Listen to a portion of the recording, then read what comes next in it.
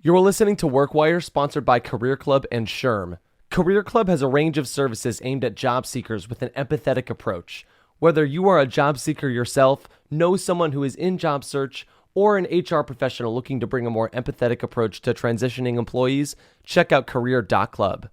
If you are an HR professional seeking to enhance your skills, subscribe to SHRM and explore their extensive resources. Visit shrm.org. That's shrm.org.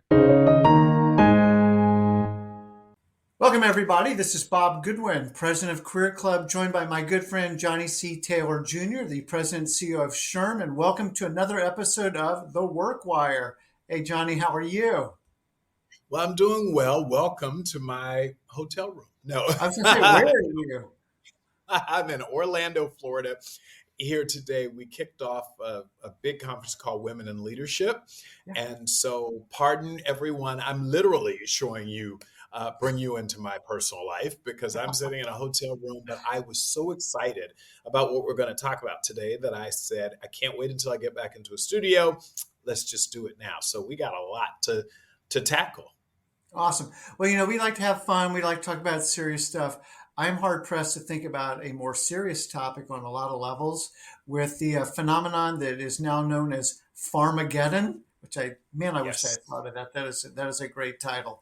But there's a few things kind of going on, Johnny. One is, I guess it started in Kansas City, but at CVS and then later Walgreens, pharmacists are basically doing walkouts.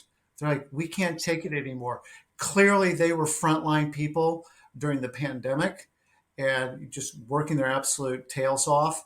And yet, in the pressure for profits and speed and everything that these large retailers need, there's actually been a cutback in staff, cutback in hours that are available for these pharmacies. And so just all this is converging on these pharmacists.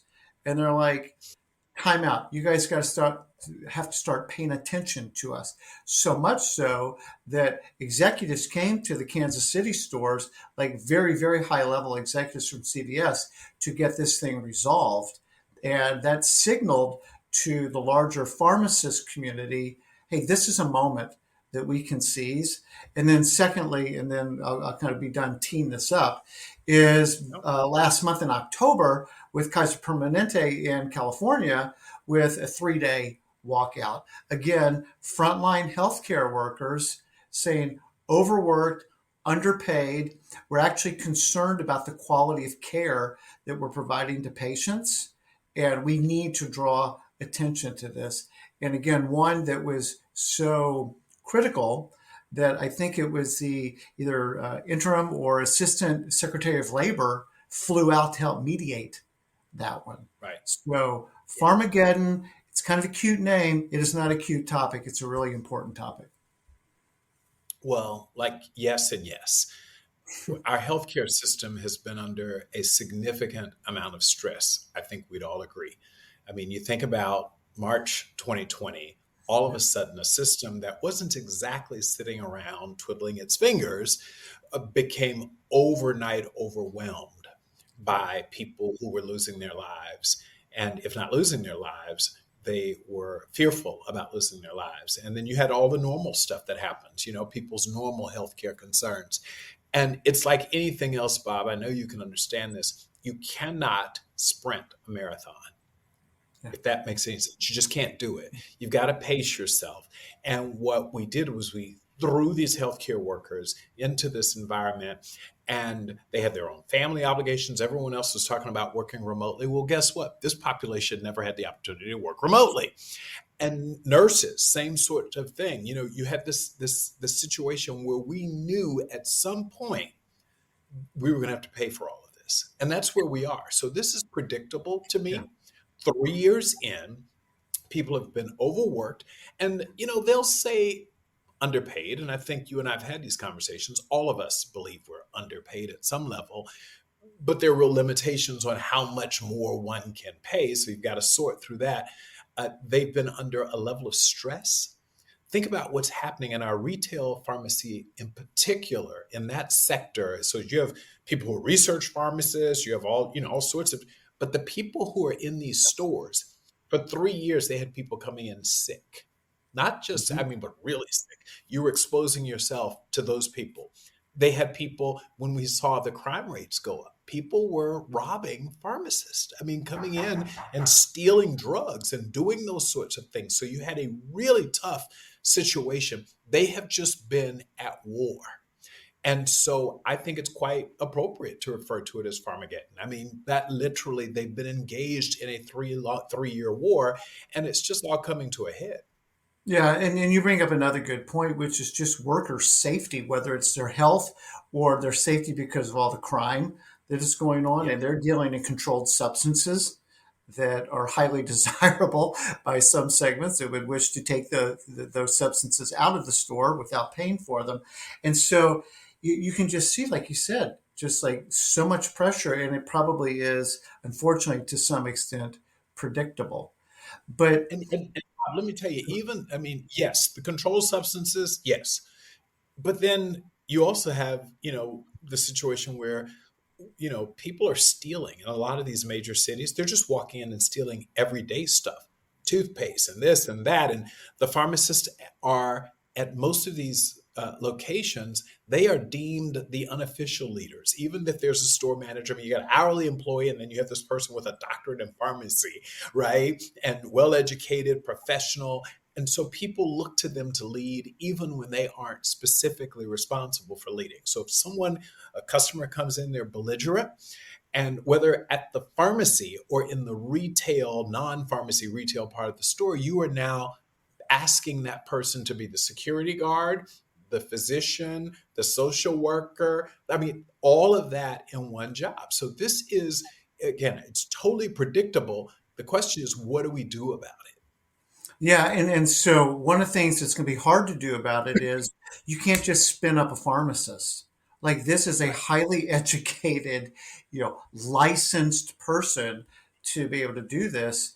And when people are saying, "Not for me," I think I'm out. I think I want to go find something else to go do.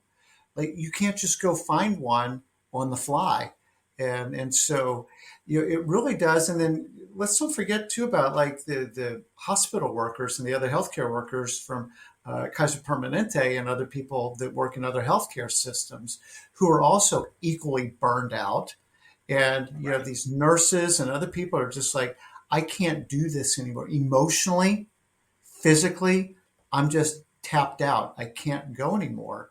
And Yep. the pressure that that's putting on the healthcare system, and we Yep. see, I mean, Sherm would be an arbiter of these kinds of numbers, but we've got all these job openings, and a big chunk of them are in healthcare, and it's kind of like a reason they're not getting filled. It's like it's doesn't seem to be for the pay offered an attractive area to go take my livelihood. Well, two things are there. So the pay offered, um, and we've had this conversation a lot. You have a healthcare system where people are older, and as they live longer, they have more demands on the healthcare system. So you had a healthcare system that was struggling. Now you've got people living to 95 normally, and all that comes with that. So the system is saying, I get it. I'd love to pay you more. But where do we get this money from? Many of these people are coming in with healthcare needs that they can't fund. So the government has to fund it. There needs to be philanthropy to fund it, but the system doesn't have unlimited dollars. It just doesn't. And as much as we say you can't put a price on someone's life, you do have to put a price on the people who save those lives, right? In terms of salaries and benefits. And it has become a really interesting, you've heard me talk about this. The issue is not the hospital administrator doesn't want to pay you more necessarily. It Mhm. is they don't have anywhere to get it from. When someone shows up in the hospital, at an emergency room, at a pharmacy, and I've seen this, I've actually been in pharmacies where, think about it, the customer comes in or the patient comes in and says, I need this medication. My doctor prescribes it. And as soon as the pharmacist hands it to them, they said, I can't afford that. Right. What do you do? I mean, what do you do when the person in front of you, A, needs the medication? You know it. You want them to have it, but they can't pay what This is the dilemma. And that is incredibly stressful in and of itself, right? Imagine being that Mhm. pharmacist who has to turn someone away. I packaged up your medicine, but I got to take it back and put it back because you can't buy it. That's what we're up against. So I think I've said this, and we're going to have to sort through this. And there are a couple of ways that we are seeing employers sort this. When you think about pharmacists in particular, that retail person who goes into a store, we're doing a lot of and seeing the growth of people do mail-in pharmacies. Yeah. So these people aren't in the traditional retail environment. Your medicine comes to your mailbox, right? Now, you know that people will still need on an emergency basis. They can't wait overnight. They need to be able to immediately go, but they're trying to pull pressure off of the almost insatiable demand for retail pharmacists. And that is to move the consumer's behavior to ordering this stuff online. And then it's done at some facility, safer, better hours, better pay, like all of that. It's easier to do under the, so we're seeing HR professionals in this space be more thoughtful as they work with the CEOs and the other executives in their company to say, we've got to be able to get the medicine to the people, but we've got to do it cost effectively, and we have to do it in such a way where our employees don't feel like they're just too stressed out, because then we can't recruit the talent, and the very thing that we're trying to do, which is provide access to healthcare to people, is being undermined, because you can't make more human beings, right? We could, but you get my point. We got a shortage of people already. So, what about immigration? Because I mean, yeah, I know you were in India recently. You know, very educated population. You know, English speaking, transferable skills. Do you see that playing a role in something like this? Gosh, wouldn't that be the answer for a lot of our workforce shortages? The problem is politics. You and I've talked about it. And it still astonishes me that we haven't solved for any of our labor shortages. 8 billion people on the planet, and there are parts of the world you have highly educated workforces, and there are plenty of people. I was at the B20, and Prime Minister Modi spoke to this issue of India can be an exporter of talent because they have Yeah. so many people, right? But you can make your people available. The question is, will the country allow them to come in, i.e., the United States? If we have a doctor shortage, a nursing shortage, or whatever, there are people in other parts of the world who can do this work who would like to come here. We just have no orderly way, at least at this point, or we won't make there be an orderly way. We have caps, artificial visa caps that we decide them so you could lift them, presumably. Now, I know that's complicated, but it's so politically fraught that people are just not doing it. But I think you're spot on between figuring out how to deliver the medications in the case of pharmacists more efficiently and relying on immigration. We could solve for a lot of this pressure, but the politicians are unwilling to do it. Yeah, I mean, because I love your turn of phrase. You know, it's policies, not politics. You know, it's Right. focused on policies, not politics. But if an H-1B visa, if I understand this correctly, you know, should be granted when there are not enough, you know, available American workers to do that job. Right. That's kind of what we're talking about right now. What's complicated about that? What are the politics that would get in the way of that? I'm so glad you asked that. So it's politics on both sides of it. One, there's the politics of from they're taking up jobs that Americans could fill, which is insane because Americans aren't filling those jobs. So That's that's my the point. politics of that. But if the perception is, if the electorate believes that, then that's what they believe, and they vote, and so you've got to go with. You can try to educate them, but if they believe that, that's that. Here's the other side, and we see a lot of this. The pharmacists themselves, and we've seen this, and we've seen this in nursing as well. Well, if you bring these people from the outside, then they will bring the salaries down. And Oh, that's not what we want to do. You hadn't thought about that. That's the other side is sure, tomorrow we could probably solve for a significant part of our shortage. But when you, like anything else, supply and demand, when you solve for the supply problem, the demand goes down. Now the salary. So maybe you solve for this, but then you're going to have yeah, yeah, yeah. American pharmacists But say, I'm, and the answer to that one is going to be Another topic we talk about a lot, unionization. That's you got it. And there you have, and so, all of this, you have to be licensed to practice pharmacy in a Yes. state, right? And so the licensing bodies have, they're of mixed emotions. Like I can tell you, I'm a lawyer, and as you know, a reforming lawyer, as I like to brag. But one of the things we know about the lawyers is we don't want to flood. We always say poor people don't have access to lawyers, but we actually don't want to put too many lawyers in a system at a time, because then that brings the salaries down. So it's everyone. No one is getting what they want. We all know the problem, right? Access to healthcare, to legal care, to whatever. Access. We all want to make a living wage or better, especially those who've invested significantly in law and education, higher education. But there is an available source of highly qualified people to do some of these jobs. We just have the politics on both sides, the politicians and the electorate, that won't allow us to solve for it, because immigration would remove a number of these barriers. Um, I kind of, in preparation for our chat, I kind of was just trying to scribble out like, where's all this go?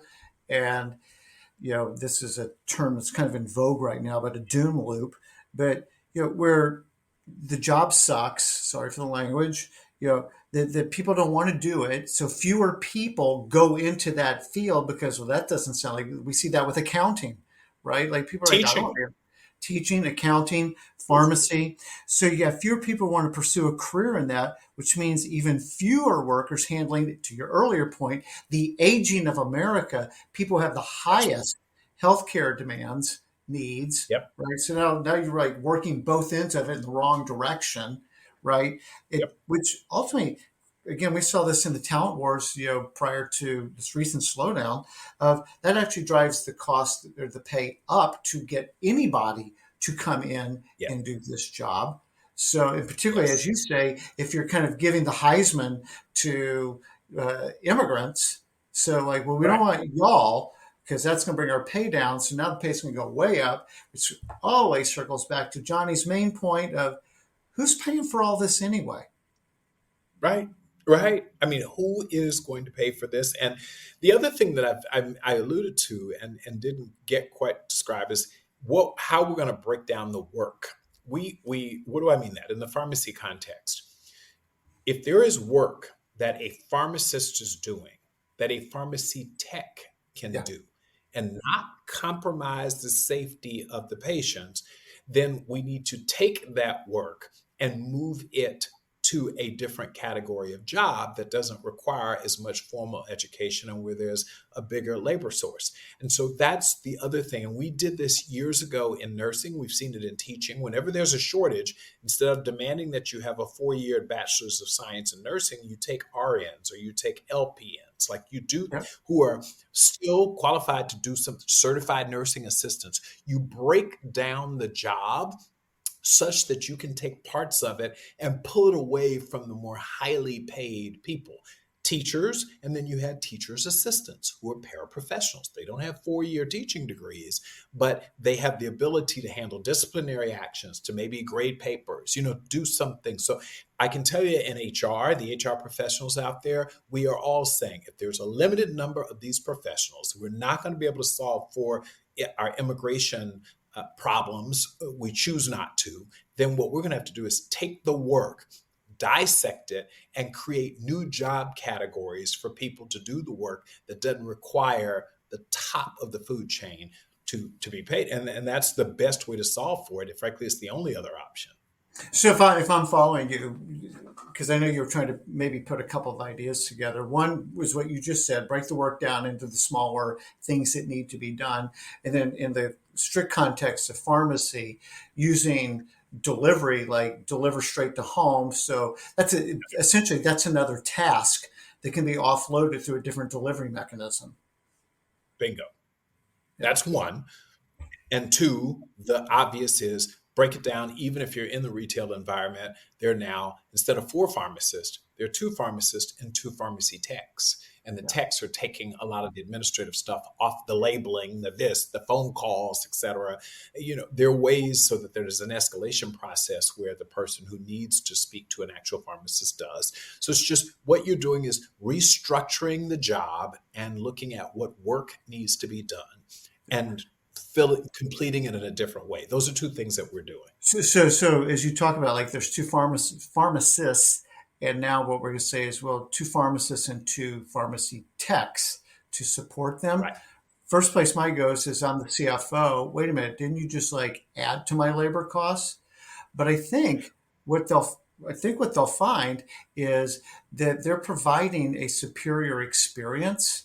That it's like, I Right. got it done right, I got it done faster, and I would rather have that level of service. And oh, by that increases foot traffic. That makes me want to buy more stuff in your store and stop going to Rite Aid, who, by the way, just went bankrupt because their model Right. didn't work.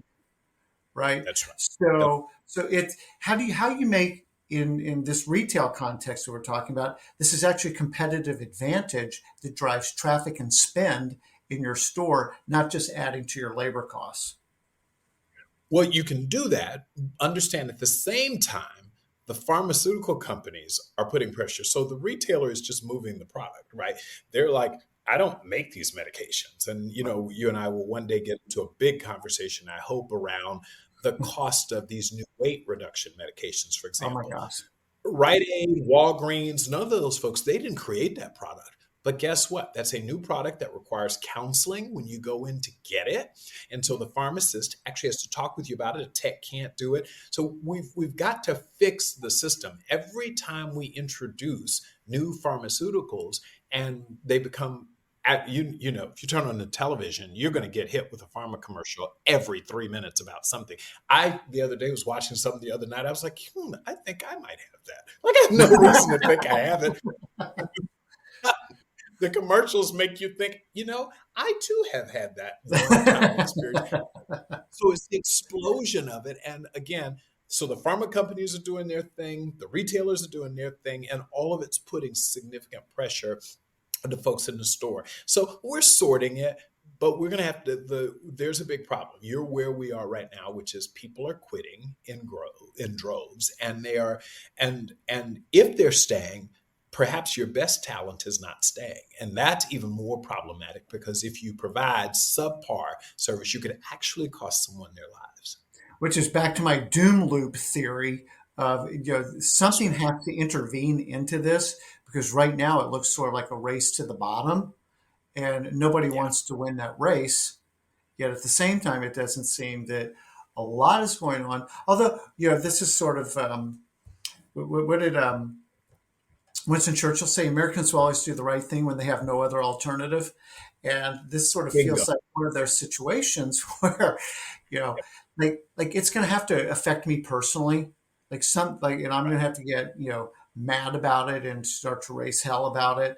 And enough of that needs to happen, like, it becomes an issue that people want resolved, and will, to your earlier point, push on the politicians. Like, you guys have to get your crap together and figure this out, That's right. because, to your point, this isn't one less tube of toothpaste got sold. This is like somebody's life is either That's right. lost, imperiled, damaged. Something is going on that the cost is too high to not address it. Yeah. And it just seems very concerning that the talent pool for these absolutely requisite services seems to be shrinking.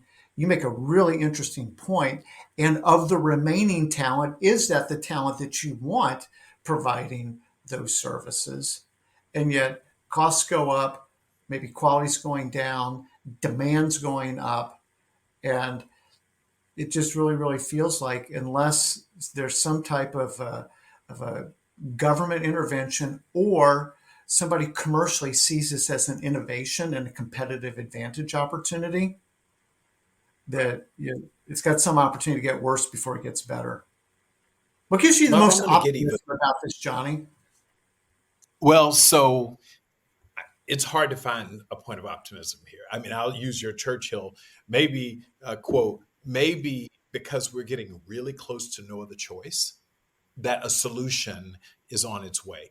That is as optimistic as I can be. And I tell you, I was just going to say something with what concerns me is when we're seeing the UAW strike, good that it's resolved, but it's 30% increases. When you see a headline that says $170,000 for a UPS driver, when you say this, the pharmacist is sitting there saying, and I make $1.25.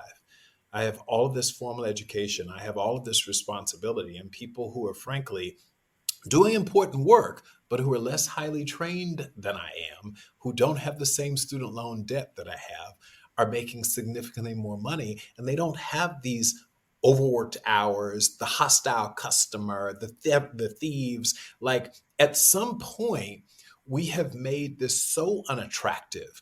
And I Yes. think there is a play here where we have to think about the wake effect of these very publicly negotiated union contract salaries.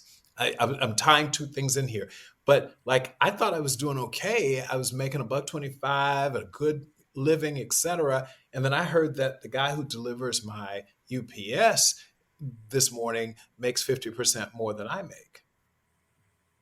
That's when you also get tension too. And that's why you can't take these things like as individual instances. You've got to look at this entire wage inflation conversation in the context of its unintended and perhaps its intended impact on the larger economy and inflation. So again, I'm not suggesting that people should make more or less money, but I am saying that if person over here makes a lot more money to do a less specialized job, then at some point the people who are doing these really important, highly trained jobs are going to say, what gives? And we And that's might be at I think we are, and I think that's like with the Kaiser Permanente thing. They negotiated a 21% raise over 4 years, and it got the attention of the federal government. Flew out there to mediate this thing and get because these are non-negotiable services.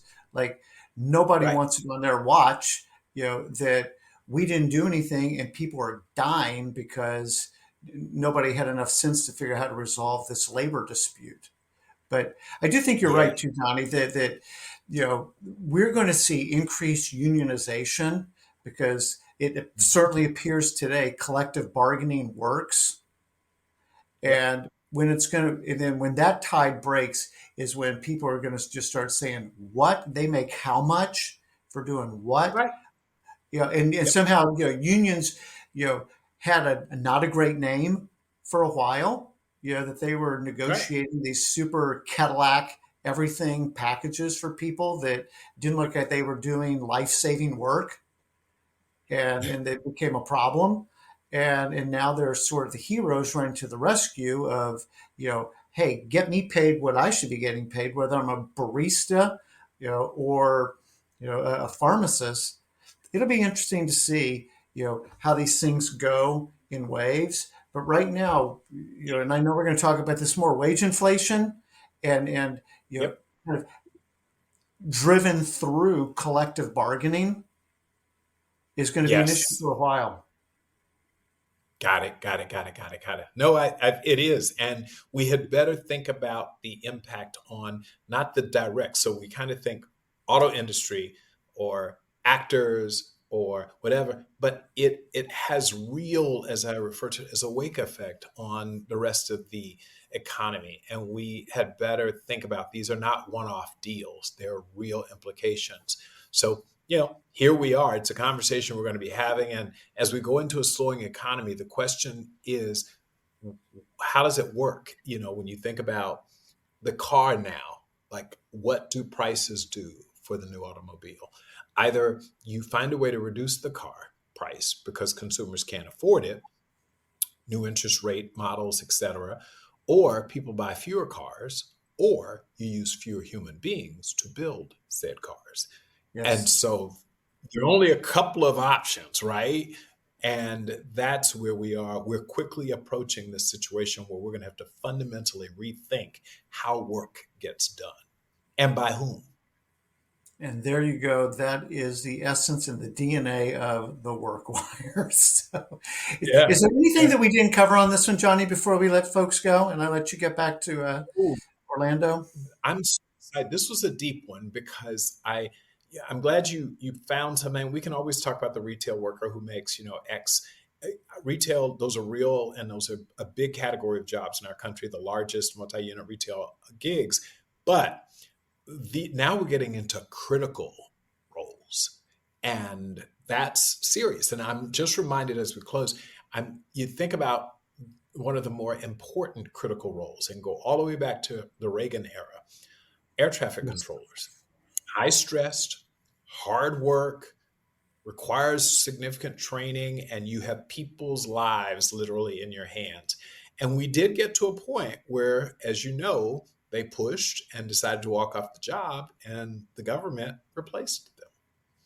So history has this funny way of repeating itself, because there will be a point where the system cannot or chooses not to take more costs. Yeah. That's just what it will be. This will be interesting to see what happens when that happens. Yeah, I think what's going to happen, Johnny, is the economy goes, it seems it doesn't have a lot of choice but to get a little bit more challenging before it gets rosier on another day, is some of these contracts that are being negotiated today won't be able to be replicated, as you say, the wake effect. And people say, I want one of those UAW contracts. And it's going to be a different economic environment. Those people got in right before the door shut and they got their contract. You can yell, complain all you want, get on TV. There's no money to pay more.